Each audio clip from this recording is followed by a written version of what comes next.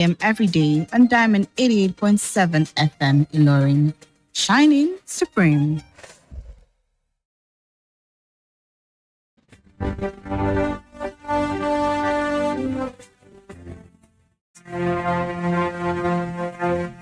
From the news desk of Diamond 88.7 FM Ilorin, this is News in the Hour.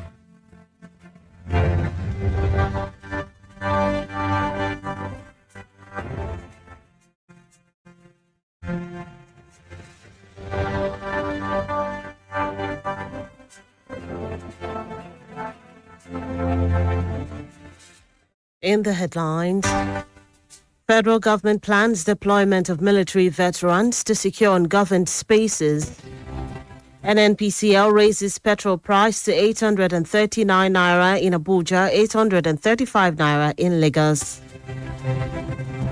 Kwakwanso warns of consequences of a Kano governor's defection. 3 Fulani leaders arrested over terrorism allegations in Kwara. On the foreign scene, India Deputy Senate State Leader killed in plane crash. In sports news, President Tinubu condoles Super Eagles captain Ndidi on father's deaths. Good afternoon and thank you for staying with us on Diamond 88.7 FM. Lauren, this is the news on the hour. I am BISOLA ODUWOLE SUILEMAN. We'll bring you details of the news after this break. Please stay with us. They never sabi anything. Now we get this town and city and we go burn and down as long as say they give us better money. Nothing consign us. Just give us the change and we go scatter ground. Young man, wait, stop and think. Why cut your life short, following evil orders from unpatriotic elements? Ask yourself, would they put their own children in these dangerous situations? Is it worth the shame, pain, and disgrace to your family, friends, and loved ones? Think about it and say no to being used to disrupt the peace. This message is reaching you from Diamond 88.7 FM, Ilorin.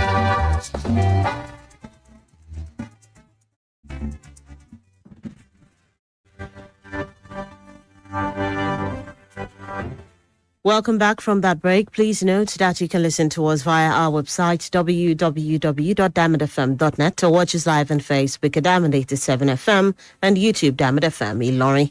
Now the news in detail. Nigeria and Turkey have set an ambitious goal of achieving a $5 billion bilateral trade volume while also committing to cooperate in combating insurgency in Nigeria and the wider Sahel region. The announcement came during a meeting between Presidents Bola Ahmed Tinubu and Recep Tayyip Erdogan in Ankara. President Erdogan highlighted the creation of a joint economy and trade committee as a key mechanism to boost Turkish investment in Nigeria and achieve the trade target. He praised President Tinubu's investment-friendly approach and noted the presence of Nigerian ministers in Ankara as a sign of Nigeria's commitment to economic engagement.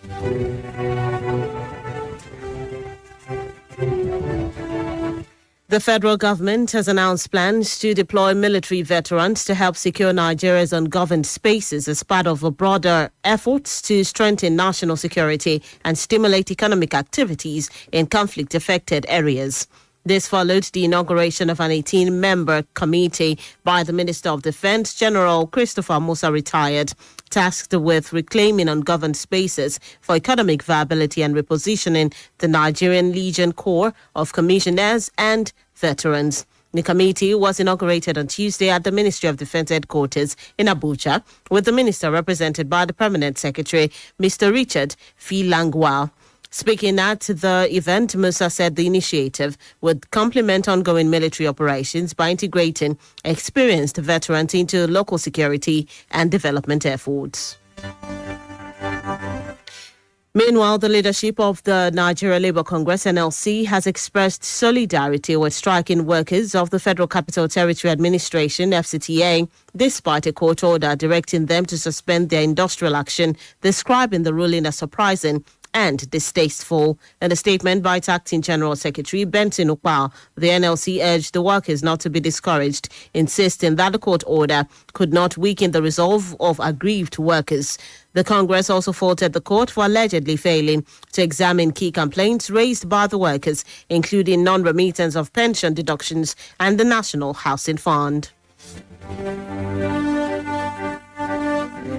The Nigerian National Petroleum Company Limited, NNPCL, has increased the pump price of premium motor spirit, PMS, popularly known as petrol, to 835 naira per litre in Lagos and 839 naira per litre in Abuja.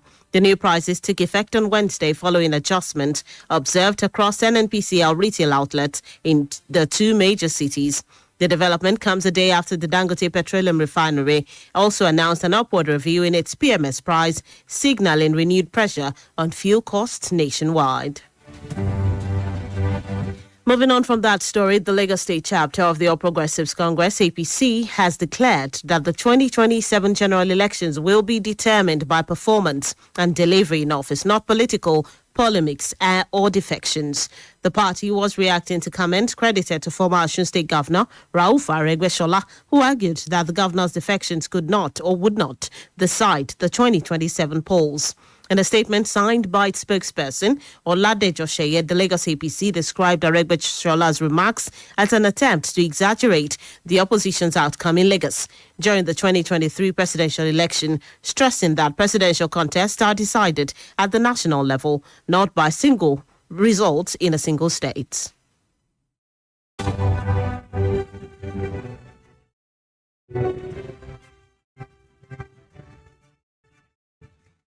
Former presidential candidate of the New Nigeria People's Party, NNPP, Rabiu Musa Kwakwanso, has issued a stern warning following the defection of the Kano State Governor, Abba Kabiru Yusuf, from the party, saying the decision would have consequences. Speaking with newsmen, Kwakwanso described the governor's exit as shocking and difficult to understand, noting that the manner of the defection had unsettled NNPP members and supporters across Kano State. He warned that Yusuf and others who left the party would in time regret abandoning the platform that brought them into power.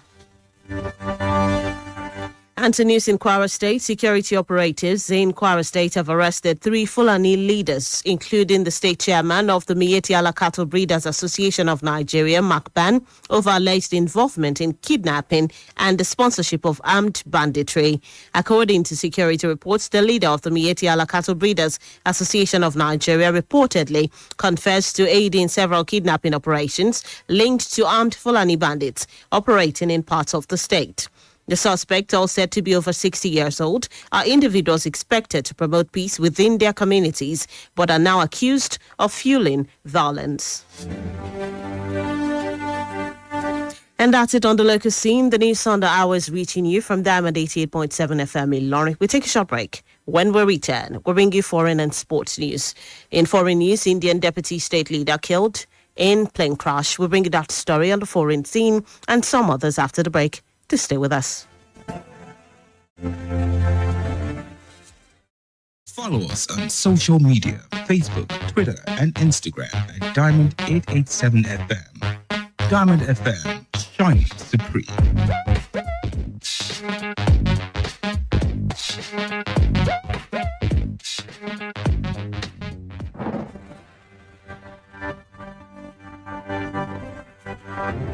Welcome back from that break. If you're just tuned in and joining us, you're listening to the news on the hour, reaching you from Diamond 88.7 FM in Lorry. Before that break, we brought you local stories. Now we move on to foreign news.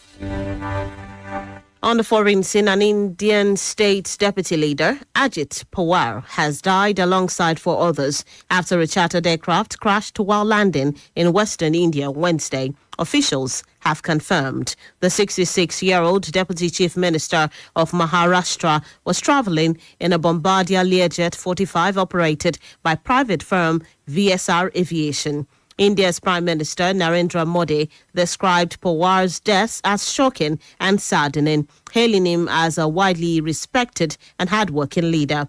VSR Aviation's owner, VK Singh, said the aircraft was well maintained and ruled out any known technical failure. Still in foreign news, a South Korean court has sentenced former First Lady Kim Kyun-hee to 1 year and 8 months in prison after finding her guilty of accepting bribes from the Unification Church. Kim, wife of disgraced ex-president Yoon Suk-yeol, was cleared of additional charges, including stock price manipulation and violation of Political Funds Act. Kim was accused of receiving at least $200,000 in bribes and lavish gifts, including Chanel bags and a diamond necklace, from businesses, politicians, and the Unification Church. In a final testimony, Kim denied the charges as deeply unjust but apologized for causing trouble despite being a person of no importance. And that's it on the foreign scene. Moving into the world of sports, President Bola Tinubu has expressed heartfelt condolences to Super Eagles captain Wilfred Ndidi following the death of his father, Sunday Ndidi. The Nigerian international, who plays for Turkish Super League sides Besiktas, lost his father in a fatal road accident on Tuesday in Umunede near Agbo, Delta State. In a condolence message issued on Wednesday by his media aide, Bayo Ononuga, President Tinubu said he was deeply saddened by the loss, noting that Sunday Ndidi's humility and integrity left a lasting impact on those around him. Still in sports news, Novak Djokovic advanced to the Australian Open semi-finals on Wednesday after Lorenzo Musetti retired injured while leading by 2 sets, keeping the Serbian star's bid for a 25th Grand Slam title alive. The 5th-seeded Italian withdrew due to an upper right leg injury while trailing 1-3 in the third set. Djokovic admitted he was extremely lucky, noting that Musetti had been the better player throughout the match. The 10-time Melbourne winner will now face either the defending champion, Jannik Sinner, or American 8th seed Ben Shelton for a spot in the final. And that's it in the world of sport. With that, we've come to the end of the news on the hour for today. But before we go, here is a recap of the major highlight. Federal government plans deployment of military veterans to secure and governed spaces. NNPCL raises petrol price to 839 naira in Abuja, 835 naira in Lagos. Kwakwatu warns of consequences of a Kanu governor's defection. 3 Fulani leaders arrested over terrorism allegations in Kwara. On the foreign scene, Indian deputy state leader killed in plane crash. And in sports news, President Tinubu condoles Super Eagles captain Ndidi on father's death. Before we wrap up the news this afternoon, we take a look at our Today in History segment. Did you know that on this day in the year 1935, Iceland became the first Western country to legalize abortion? Now you know. For news coverage or information about happenings around you, kindly contact the Diamond FM newsroom number on 091 606 27526 091 606 27526. Join us at 3 p.m. for the news flash and at 5 p.m. for the news across the world. For a comprehensive bulletin, log on to our website www.diamondfm.net to keep up to date with us from any part of the world. Download our app on Google Play Store and iOS Apple Store, Diamond FM. The news on the hour was edited by Adeyemi Adewale. I am BISOLA ODUWOLE SUILEMAN. Thank you for listening to your shining supreme station. Stay tuned for the news in Yoruba coming up shortly. Good afternoon.